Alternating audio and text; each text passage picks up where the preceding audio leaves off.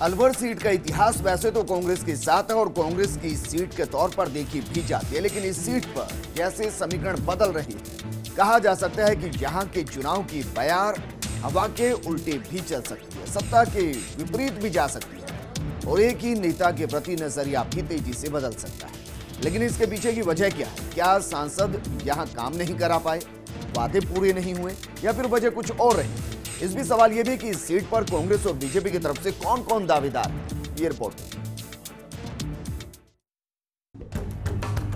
Alwar Lok Sabha seat बेहद रोमांचक, क्योंकि हाल में रामगढ़ के चुनाव में कांग्रेस जीती है और बीजेपी को हार का सामना करना पड़ा है।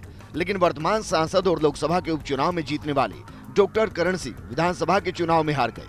अब इसकी भी अपनी ही वजह है, क्योंकि डॉक्टर करण सिंह ने सैनिक स्कूल खुलवाने और ESIC अस्पताल के साथ साथ मेडिकल कॉलेज खुलवाने का वादा किया था, मुद्दा भी उठाया था।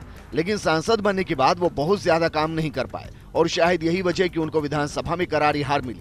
लेकिन बीजेपी के लिए भी यहाँ की राह आसान नहीं है, क्योंकि रिकॉर्ड तोड़ वोटों से जीतने वाले महेंद्र चांदनाथ पहले बीमारी के चलते काम नहीं कर पाए, फिर उनका निधन हो गया।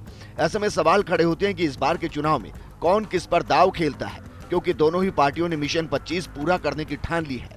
ऐसे में सबसे पहले आपको बताते हैं कि कांग्रेस से दावेदारों की अगर बात करें तो कौन कौन मैदान में है। कांग्रेस से जितेंद्र सिंह एकमात्र उम्मीदवार नजर आते हैं, लेकिन पिछले विधानसभा चुनाव में भी उनका नाम जोर शोर से चला था। एन वक्त पर विधानसभा चुनाव नहीं लड़ने की घोषणा कर दी थी। जितेंद्र सिंह की पत्नी अंबिका सिंह कह चुकी हैं कि जितेंद्र लोकसभा का चुनाव लड़ेंगे। लेकिन अगर इस सीट पर कांग्रेस जितेंद्र सिंह को चुनाव न लड़ाकर किसी और पर दाव खेल जितेंद्र सिंह को चुनाव जितवाने और बड़ी जिम्मेदारी को निभाने के लिए तैयार करती है, जिसकी उम्मीद बेहद कम है, तो फिर इस सीट पर जितेंद्र सिंह के अलावा और कौन कौन उम्मीदवार हो सकते हैं, ये भी हम आपको बताते हैं। जिला प्रमुख रेखा राजू यादव को जातिगत आधार पर मैदान में उतारा जा सकता है। वर्तमान सांसद डॉक्टर करण सिंह यादव या किसी अन्य पर दाव लगाया जा सकता है।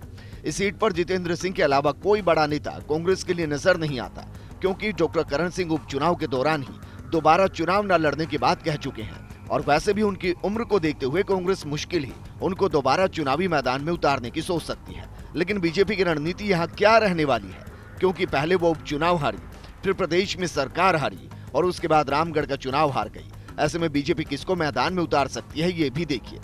जसवंत यादव को मैदान में उतारा जा सकता है। 1999 में जसवंत यादव बीजेपी से सांसद रह चुके हैं। अलवर सीट पर यादव वोट निर्णायक भूमिका में है। यादव वोटर्स को लुभाने के लिए जसवंत पर दाव खेला जा सकता है। लेकिन अगर जसवंत को मैदान में नहीं उतारा जाता तो एक विकल्प उनके बेटे मोहित यादव का भी है। लेकिन मोहित यादव का विधानसभा चुनाव को हार जाना उनके खिलाफ जाता है, और वो भी उस सीट से जहां से उनके पिता बीजेपी सरकार में मंत्री थे। तो फिर जसवंत के अलावा और कौन कौन बीजेपी की तरफ से दावेदार हो सकते हैं, ये भी देखिए। महेंद्र चांदनाथ के शिष्य महेंद्र बालकनाथ पर बीजेपी दाव खेल सकती है। किशनगढ़ बास से विधायक रहे रामहित यादव दावेदारी जता रहे हैं। अलवर शहर से विधायक संजय शर्मा भी दावेदारों की सूची में है। इसके अलावा मुमकिन है ज्ञानदेव आहूजा को भी मैदान में बीजेपी उतार दे, क्योंकि रामगढ़ से उनका टिकट काटा गया। इसके बाद ज्ञानदेव ने बगावत कर सांगानेर से ताल ठोकी, लेकिन फिर अमित शाह और वसुंधरा राजे के मनाने के बाद नामांकन वापस ले लिया। इसके बाद से ज्ञानदेव को बीजेपी उपाध्यक्ष बनाया गया। लेकिन क्या डील लोकसभा को लेकर भी की गई, इसके लिए थोड़ा इंतजार करना होगा। लेकिन इस बार अलवर की जनता की उम्मीदों पर खरा उतरना दोनों ही पार्टियों के लिए बड़ी चुनौती होगा। अलवर से अश्विनी यादव की रिपोर्ट, फर्स्ट इंडिया न्यूज।